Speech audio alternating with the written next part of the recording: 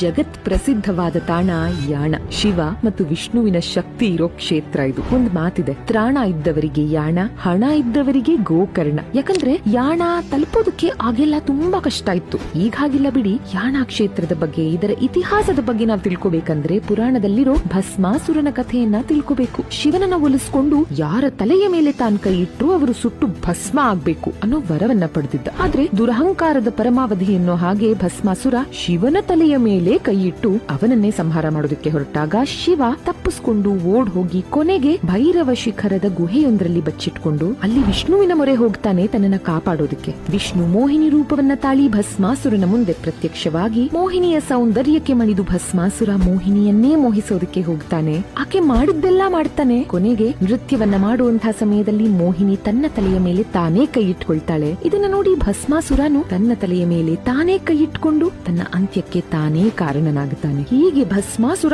ಸುಟ್ಟು ಭಸ್ಮವಾದ ಸಮಯದಲ್ಲಿ ಹುಟ್ಟಿದಂತಹ ಬೆಂಕಿಯ ಜ್ವಾಲೆ ಸುತ್ತಲೂ ಇರೋ ಬಂಡೆಗಳನ್ನ ಸುಟ್ಟು ಕಪ್ಪಾಗಿಸಿತ್ತು. ಅಲ್ಲಿರೋ ಶಿವ ಅಡಗಿದ್ದ ಅತಿ ದೊಡ್ಡ ಶಿಖರಕ್ಕೆ ಭೈರವೇಶ್ವರ ಶಿಖರ ಅನ್ನೋ ಹೆಸರು ಬಂತು. ಹತ್ತಿರದಲ್ಲೇ ಇರೋ ಶಿಖರಕ್ಕೆ ಮೋಹಿನಿ ಶಿಖರ ಅನ್ನೋ ಹೆಸರು ಬಂತು. ಇದನ್ನ ಜಗನ್ಮೋಹಿನಿ ಶಿಖರ ಅಂತ ಕೂಡ ಕರೀತಾರೆ. ಇವಿಷ್ಟು ನಡೆದಿದ್ದು ಎಲ್ಲಿ? ಕುಮಟಾದಿಂದ 25 ಕಿಲೋಮೀಟರ್ ಹಾಗೂ ಸಿರ್ಸಿಯಿಂದ 40 ಕಿಲೋಮೀಟರ್ ದೂರದಲ್ಲಿರೋ ಯಾಣ ಕ್ಷೇತ್ರದಲ್ಲಿ.